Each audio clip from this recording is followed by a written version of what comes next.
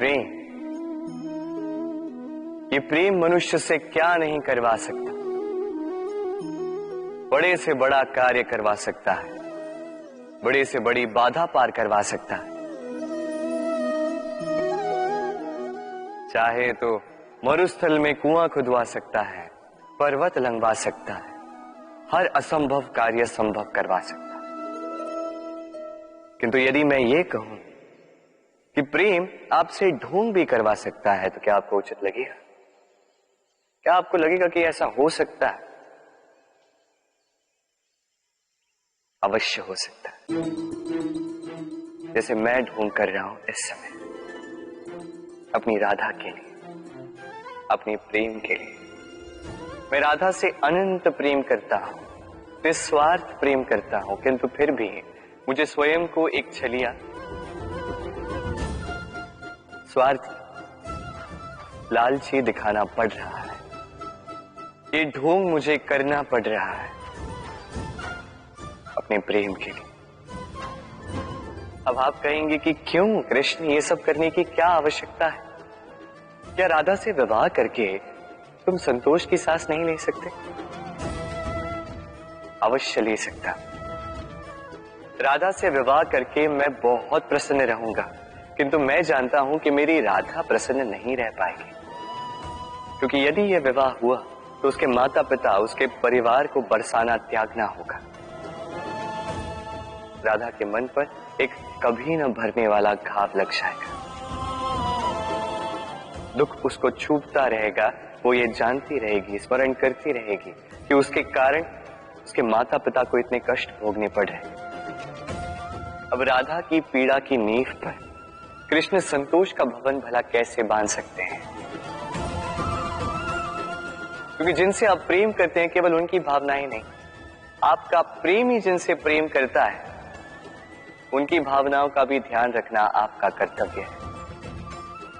और कभी कभी अपने प्रेम को ऊंचा उठते हुए देखने के लिए आपको स्वयं को गिरते हुए दिखाना होगा।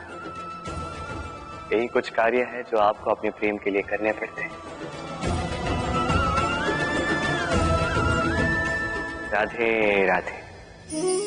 लोग कहते हैं संगठन में बहुत शक्ति होती है, और सत्य कहते हैं।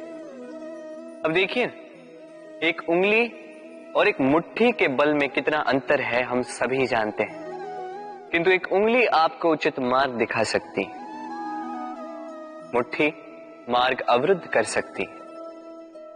इसलिए यह जानना अत्यंत महत्वपूर्ण है कि संगठन और भीड़ में क्या अंतर है। इसे पहले पहचान। संगठन वो जहां आपका अपना व्यक्तित्व, अपनी पहचान, केवल शक्ति पाने के लिए भीड़ का भाग बन जाना ठीक नहीं, क्योंकि ये भीड़ भले ही आपको शक्ति दे, किंतु आपसे आपकी पहचान छीन लेती है। इसलिए संगठन में रहिए, किंतु अपने व्यक्तित्व को, अपनी पहचान को, इसे कभी मत खोइएगा। राधे राधे। चलिए आपसे एक प्रश्न करता हूं, सबसे स्वादिष्ट फल कौन सा है?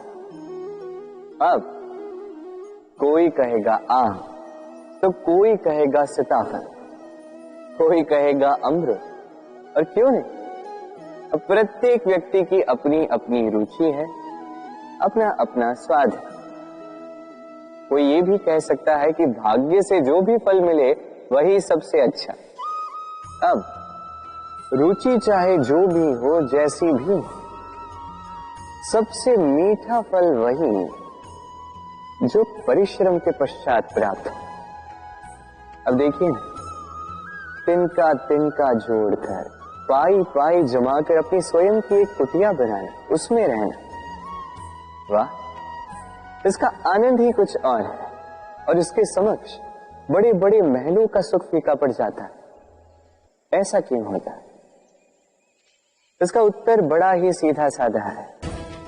जब आप परिश्रम करते हैं, मानसिक परिश्रम करते हैं, शारीरिक परिश्रम करते हैं, अपना सारा समय उसमें निवेश करते हैं, निरंतर प्रयास करते हैं, उसके पश्चात आपको यह फल मिलता है, तो इस फल का मूल्य तो आप जानते ही हैं। स्मरण रखिएगा, परिश्रम अमूल्य है, इसलिए इससे मिला फल भी अतुल्य है।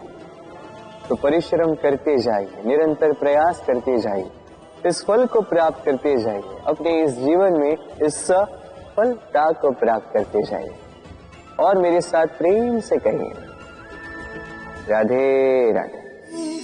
कितनी शांत, सौम्य, शीतल होती है एक बहती नदी। आसपास की भूमि को नम करती है, पशुओं को जल देती है, पक्षियों के लिए क्रीड़ा स्थल बन जाती है और हमें देती है शांति। किंतु बाढ़ में जब यही बहती नदी प्रकोप पर उतर आती है, जब अपना रौद्र रूप धारण कर लेती है, कुछ नहीं छोड़ती। वन, घर, शहर, पर्वत तक तोड़ डालती है ये शांत बहती नदी।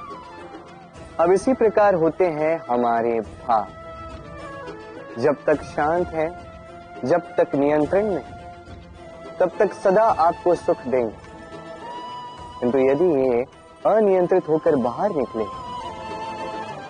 सर्वस्व का अंत कर देते हैं। इसलिए भावनाओं के नियंत्रण में नहीं, भावनाओं को नियंत्रण में करना सीखें। आप जीवन में बहुत सफलता पाएंगे। राधे राधे। कैसे हैं आप? पूछने का कारण ये कि आज के समय में आसपास किसी भी देख लो, दुखी, व्याकुल, सोचता है कि संसार में सबसे अधिक दुख उसी के जीवन में, सबसे अधिक समस्याएं उसी के जीवन में। संसार में ऐसा कोई व्यक्ति नहीं जिसके जीवन में समस्या नहीं, और संसार में ऐसी कोई समस्या नहीं जिसका हल मनुष्य के पास नहीं। किंतु उस हल को खोजने के लिए अपनी बुझाओं को खोलकर जीवन में आगे बढ़ना होता है, साहस से आगे बढ़ना होता है। किंतु कुछ लोग क्या करते हैं, अपने माथे पर हाथ रख के किसी कोने में बैठकर निराश होकर अपने भाग्य को कोसते हैं। नहीं, ये कभी मत कीजिए। कर्म कीजिए, आगे बढ़िए, साहस दिखाइए, और सबसे महत्वपूर्ण बात, संयम रखें। क्योंकto आपका लक्ष्य कितना भी कठिन क्यों ना हो, उस तक पहुंचने का मार्ग आपके पांव के नीचे से होकर ही जाए।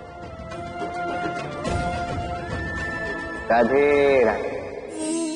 आप ऐसे कई लोगों को जानते हो जो ब्रह्म मुहूर्त में उठते हैं, स्नान करते हैं, प्रार्थना करने बैठ जाते हैं, श्लोक पाठ करते हैं और दूसरों को भी ज्ञान देते हैं कि वो भी ये सब करें, मंत्रोच्चार करें।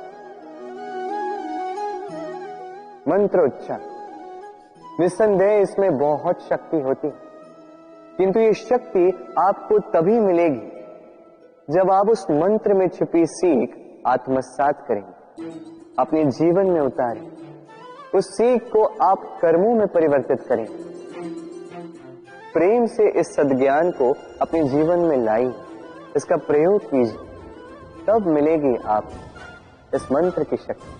अन्यथा ये मंत्र पढ़ के कोई लाभ नहीं होगा। स्मरण रखिएगा, मंत्र की शक्ति उसे बोलने में नहीं, उसे अमल करने में। राधे राधे।